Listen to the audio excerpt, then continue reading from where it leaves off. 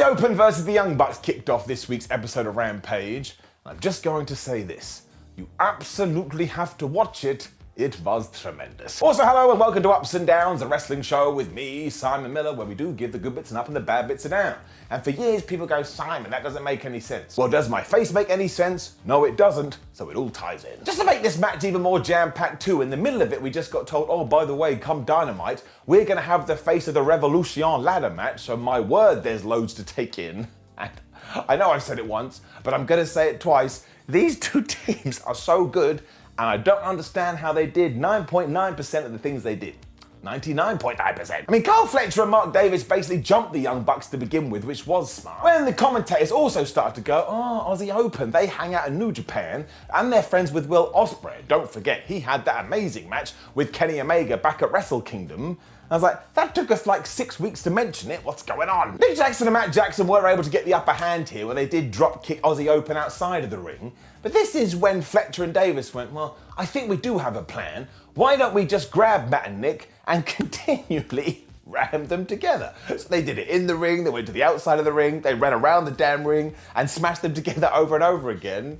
And it just started to make me laugh. It's actually quite good offense. They then tried to beat up Nick Jackson for a while because you've got to teach him a lesson. But all of a sudden he took Mark Davis and he dropped him over the top rope. He booted Carl Fletcher right in the face. He got that tag to Matt Jackson, who decided to run wild. I mean, he did this kind of springboard off the ropes and used his brother to hit a sliced bread, and that didn't make any sense because it's 2 + 2 = potato. When Nick flew off the top rope to take on Fletcher on the outside as Matt Jackson held a big elbow drop, and then we were rocking and rolling. I mean, by the time 2/3 of our trio champions were doing assisted senton bombs, I was actually texting people saying, you gotta watch this right now, because I'm telling you, you're gonna have a good time. Carl was having none of that because he then hit a brainbuster on the floor onto Nick, as poor Matt Jackson got wrecked by this lariat courtesy of Mark Davis, and that was kind of one of the themes of the match. We just put over Mark as this absolute beast. I tell you, it did him the world of good. It then just hit this whole other level, and honestly, I don't understand the execution, I don't even understand the planning, how they got here to begin with, but by the point we had the double super kicks, when Aussie Open came back with the double lariats and everyone was down,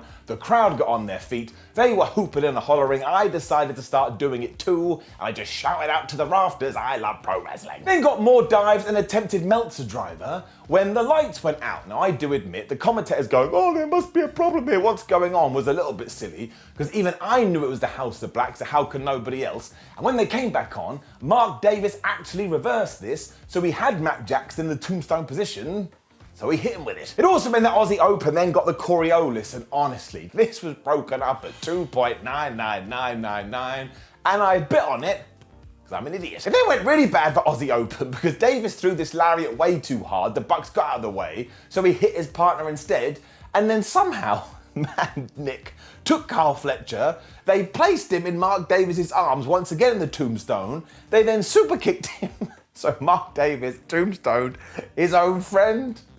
I absolutely loved it. They also then finished this off with the BTE trigger and they got the 1, 2, 3, but nobody lost here. And if you weren't familiar with Aussie Open, you ain't gonna forget him now. Truly, truly excellent.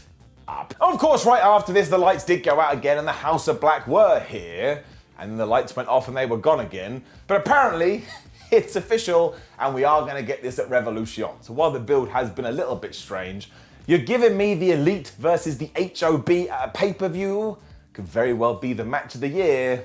I ain't bothered about it. Lexi Nair was then chatting to the best friends when they got beaten up or interrupted. It's like a damn epidemic. Now it was the Firm and the Gun, so I was like, well, why the hell would they do that? And after the commercial break, Dan Houser and Orange Cassidy walked in. They were like, who did this to our buddies? When the referee stooged everybody out. So we are heading in a very specific direction here. Also, Austin and Colton are just mega dickheads. That'll probably work. Toni Storm versus Willow Nightingale was next. Here's the deal. Storm won this, and indeed, that's what should happen. She has this team with Saraya now, and they do have some momentum, so you want to build it, and you want to build it, and you want to build it. But I just didn't think that Willow Nightingale was the right person to lose here, because she is such a beloved babyface, And every time you see her, your brain just goes, well, she's got a bunch of potential. I mean, I hope at one point she becomes a priority and we give her a super mega push. I'd even have her defeat Jade Cargill. And don't get me wrong, we did go at lengths to protect her here. And for a large part of this match, she was just whooping ass. I mean, she was just throwing Storm around the place for a good old time until they were on the outside and Tony chucked her into Barry Barricade. Now, I've seen the signs. I know you understand too. Baz is just someone trying to do their job, and it's 3 simple words: justice for Barry. Nightingale then missed a cannonball in the corner, which looked awful, and it got even worse because she then got hit with the hip attack. And I was like, well, there goes her back, and there goes her face. How the hell is she ever going to recover from this? Amazingly, she did, and she was going to hit the Dr. Bomb, which means she would have got the victory when Saraya, who had been casting distraction the whole time, got up on the ring apron. Now, while Willow did murk her a little bit, Tony was ready for this. She hit the pile driver, 1, 2, 3. So look, I am going to give it an up because I thought it was a good match. We did protect Willow Nightingale, as I've already said, but I do have this little thing in my tum-tum. We'll talk about it in a second, but up. Storm and Saraya were then about to do their spray paint when, of course, Britt Baker and Jamie Hayter ran out here, and they were just beating everybody up. And, of course, Ruby Soho joined in too. And I actually think everything we're doing here with the women, 1, it's really good, 2, it's building to the triple threat match at Revolution, and 3, at some point, if you want to do a big blood and guts match, well, you planted the foundations.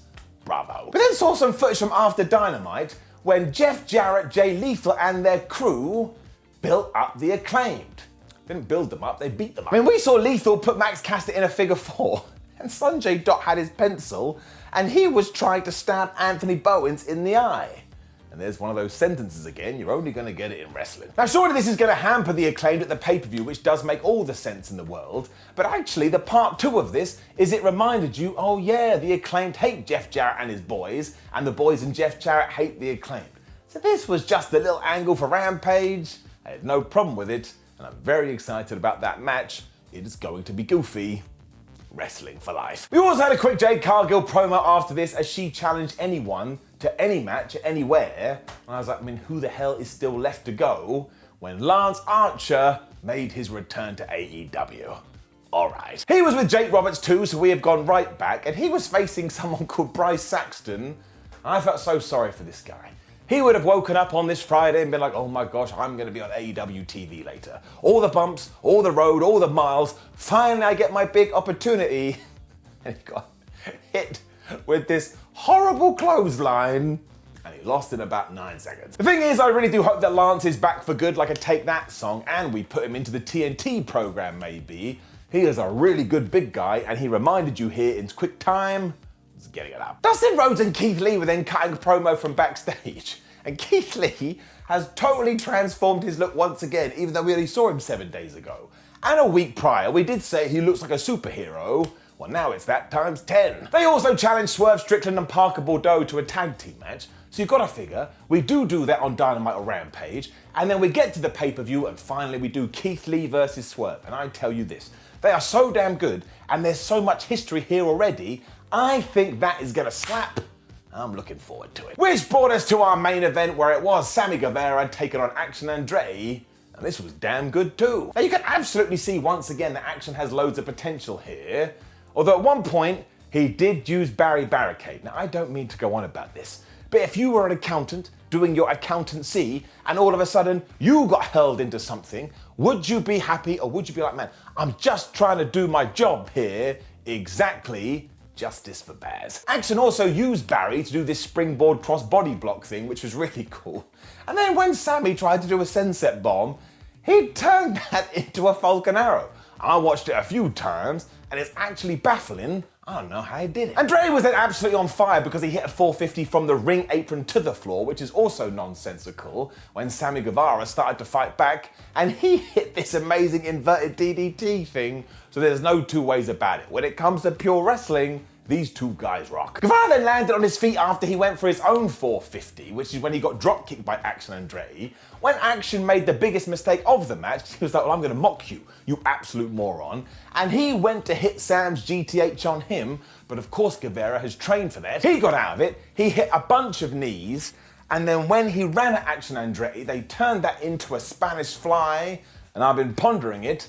I think it's the best thing I've ever seen in my life. This is when things really picked up and Action Andretti did find his feet and he was going to do something off the top rope, but given the referee wasn't looking, Daniel Garcia just popped him. That allowed Sammy to hit the GTH and he pinned him for the 1-2-3. And I felt it in my stomach. I was a sad panda. I kind of think Action Andretti should have won. However, in terms of what they did do here, you gotta give it an up. It really was good. However, I am gonna throw a quick down in there just because of the similar finish with two guys that I really like. So we basically did the same thing with Willow Nightingale and Action Andretti. And when it comes to Action Jackson, I know he had that massive win over Chris Jericho, and I know it rocked. I know we still can do something with it, but the momentum kind of feels like it's petered out now, even though he did get screwed here. Now, I believe in AEW, and it will go in the right direction again, but I did feel disappointment here, much like my parents do when they say me, and when that happens, I must get my revenge personally and give it down. That last part didn't make any sense. It also brought us to the end of Rampage, and honestly, I know I'm like a broken record, but if you want 60 minutes of just action fun, you should watch it. That wasn't a pun. I don't mean Action Andretti, I mean real action. This is why nobody should call themselves. I'm giving it an up, all right? I think Rampage, no matter what the viewing numbers say, is a very entertaining show. Now, please do leave a comment below and let me know what you thought about Rampage. Also, there will be ups and downs for SmackDown on the screen. Please do give that a click and join me for that journey. Like the video, share the video, and subscribe. Come find us at whatculture.com and follow us on social media, because it makes us feel good. My name is Simon for What Culture. Thank you very much for joining me as always. Have a lovely weekend. Thanks for joining in with me. See you next week.